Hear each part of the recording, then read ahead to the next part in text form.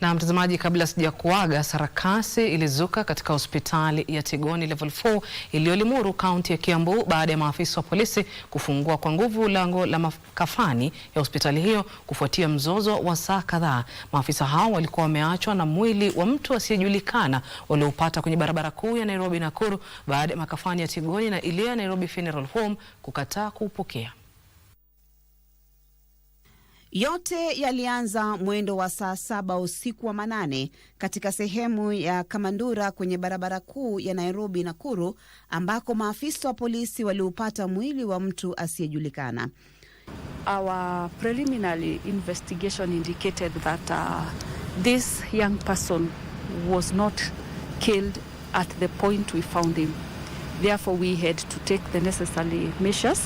Kile ambacho kingekuwa shughuli ya kawaida ya kupeleka mwili kuhifadhiwa katika makafani kiligeuka kuwa sarakasi ya takriban masaa 9. Maafisa wa polisi mwanzo waliupeleka mwili huo katika makafani ya hospitali ya Tigoni Level 4 ambayo ilikataa kuupokea mwili huo. The body was declined, alleging that the mortuary does not accept unknown bodies. Kwa kuhangaika kutafuta suluhisho, walilazimika kuusafirisha hadi chumba cha kuhifadhi maiti cha Nairobi Funeral Home, lakini pia mwili huo ukakataliwa. The same body was not received because it came from a different county. Baada ya kusafiri kwa masaa 9 kati ya makafani hizo mbili, huku mwili huo ukiwa ungali ndani ya gari lao, maafisa hao walirejea katika makafani ya Tigoni na kupata lango kuu limefungwa, jambo lililoibua ubishi mkali na wasimamizi wa hospitali hiyo na hata kutatiza shughuli za kawaida katika hospitali hiyo.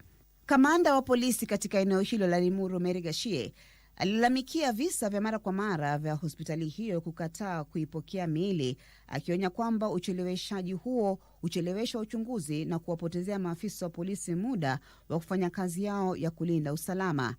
What has happened today does not imply a very good picture of how agencies ought to work with one another. Ingawa wasimamizi wa hospitali hiyo hatimaye walikubali mwili huo, mwakilishi wadi maalum wa Limuru Pacifica Ongesha alitaja kisa hicho kuwa cha aibu. Tunataka watu wetu ambao wamesimamia mahifadhi zetu katika kaunti ya Kiambu watuelekeze wakati polisi, afisa wetu wa polisi wanapokota mili watakuwa wanazipeleka wapi. Maria Mbo nikiripotia Darubini, Channel 1.